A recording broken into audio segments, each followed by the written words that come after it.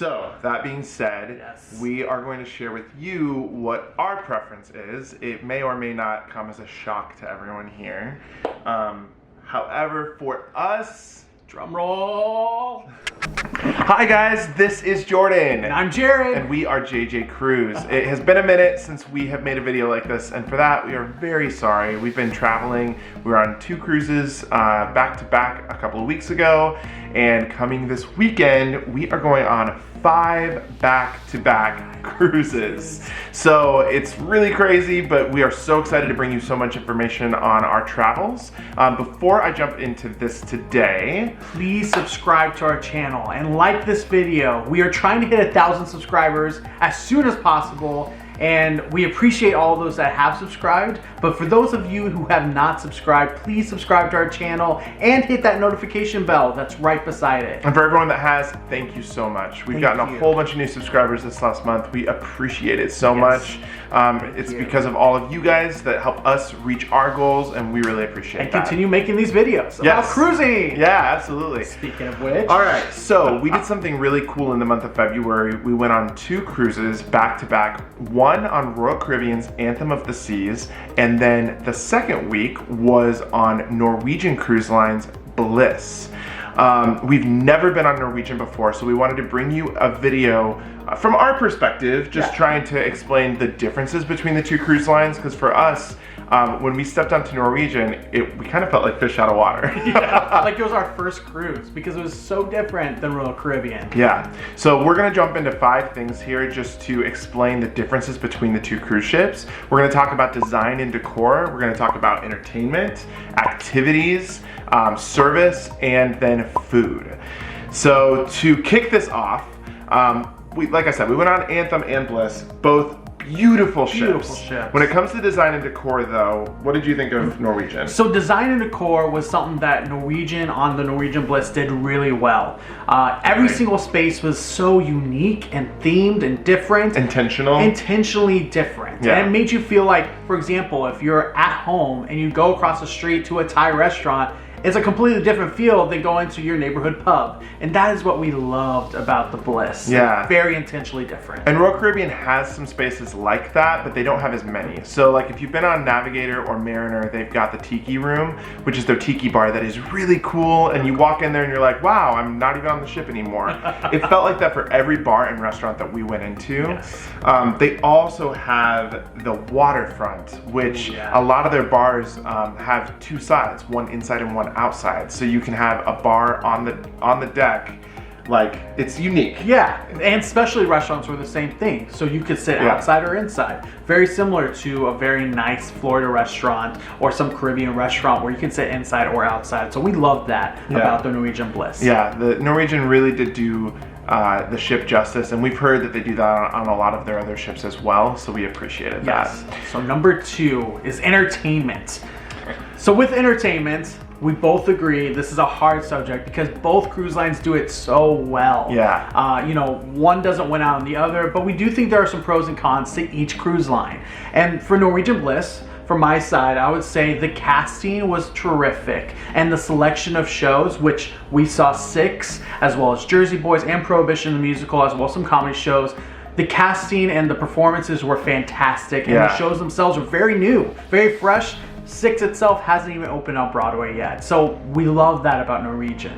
Yeah, Royal Caribbean though, they do bring in some more tech into their shows, which is really impressive. If you've been on a Quantum class ship, they've got the 270-degree space, which cool. I mean, it has dancing LED screens, it's got moving floors, it's got people doing aerial dances and like being pulled up through the ceiling. It was popping out everywhere. Yeah, it was very, very cool. So we think Royal Caribbean does tech a little bit better. Norwegian has more modern shows.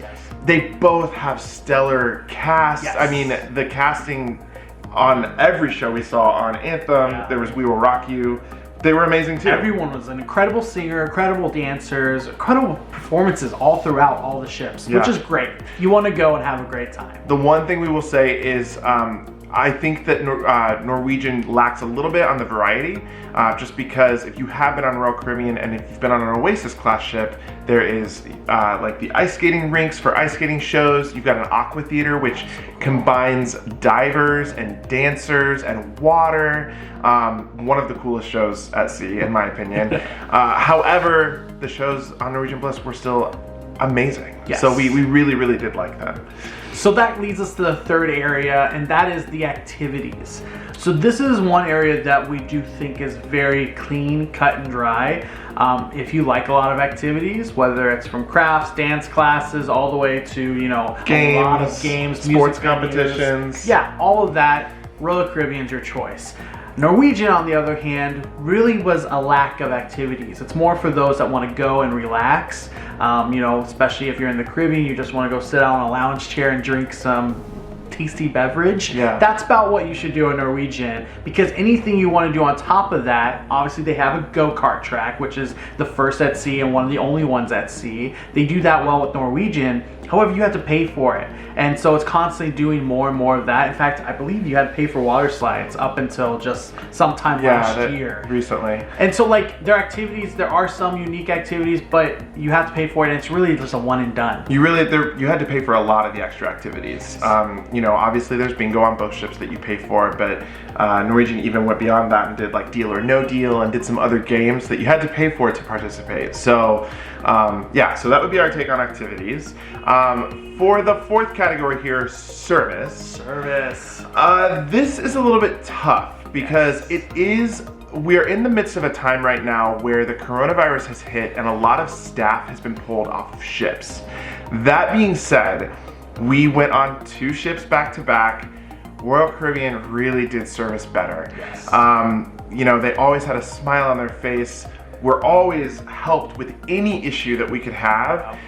Norwegian, we were told no quite a bit, and sorry, we can't help you when we had issues, which was kind of disheartening and a little bit disappointing, to be honest with all of you. I mean, in all honesty, we felt like we were a true valued guest on Royal Caribbean, someone that, you know, we know that your time is precious. We want you to have the best vacation ever, and we want to make sure that happens for you. Whereas with Norwegian, we felt more like dollar signs or like customers, to where we can help you, but what's the cost gonna be? Right. And that didn't feel good for either of us. Yeah. In addition, there was some small things like when we ate in the main dining room, they didn't have like behind the scenes areas where they would take plates and people's leftover food. Instead, they had these stations that were out in the open.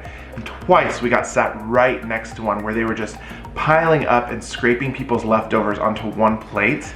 And we could smell it. So like we could smell everyone's collective leftovers just kind of gathering. Like dumping pasta and fish and veggies and like anything you can imagine that you could get in a main dining room would be put into one plate right in front of you. You just had to smell it and watch it happen. And we did, you know, we said something because it bothered us. After the second night, we were like, this is really grossing us out.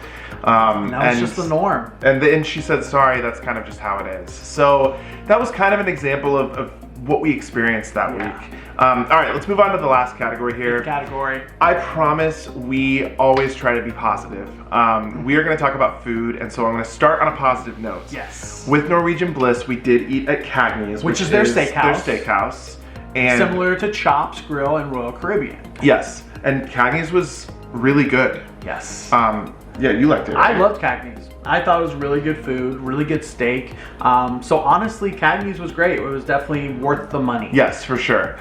That was our only good meal the week that we spent on Bliss. The food in the main dining areas was just not great. The quality was just not there.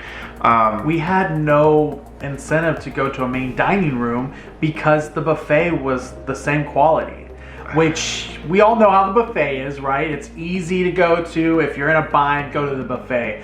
But no one strives to go to the buffet for every meal. And for us, we found ourselves not caring because it was about the same quality. In fact, sometimes the buffet was even better than the main dining room. Not saying the buffet was great. Yeah, so the food we didn't love. Royal Caribbean does do the food better. You know, we typically like our food on Royal Caribbean. Their specialty restaurants are always stellar. But even there's sometimes on Royal Caribbean we don't want to go to specialty restaurants because the main dining room is so delicious. So we know that food can vary from ship to ship. We've even seen that in the Royal Caribbean fleet. Completely. We've seen better main dining room food than others. So we don't know. We're not saying this is it for Norwegian and their food is not great, but for us and our experience on Bliss, it was not a great experience. And it wasn't just us. We of course talked to a lot of people on the ship, and overall everyone was very disappointed with the food on the Norwegian Bliss. Whereas Anthem was the opposite. Right. We had only good reviews. Obviously there was every once in a while someone that didn't like something, but in general the Anthem of the Seas had really good food. Yeah, and Wonderland. And Wonderland. Which Wonderland. we love. You can check that video out.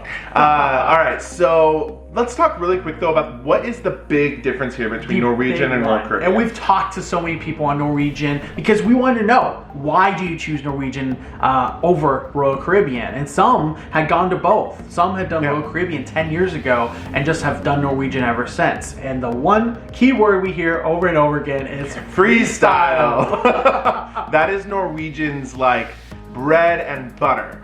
And let's just break down freestyle a little bit. One of the main things that people love is freestyle dining. And so, which means, you know, the dining room might be open from, or dining rooms, because there's multiple, might be open from like 5 p.m. to 9 p.m. and you just show up whenever you want. And people love that about Norwegian. Now the experience is a little different. You obviously have a buzzer that you get. So if you want to go in at 6:30, you go ahead and get a buzzer. Say you have 4 people in your group, and then same you type go of out, buzzer you get at like Olive Garden or like another place. Applebee's, whatever it may be, and you go out with this buzzer, and they'll buzz when it's time for you to come back.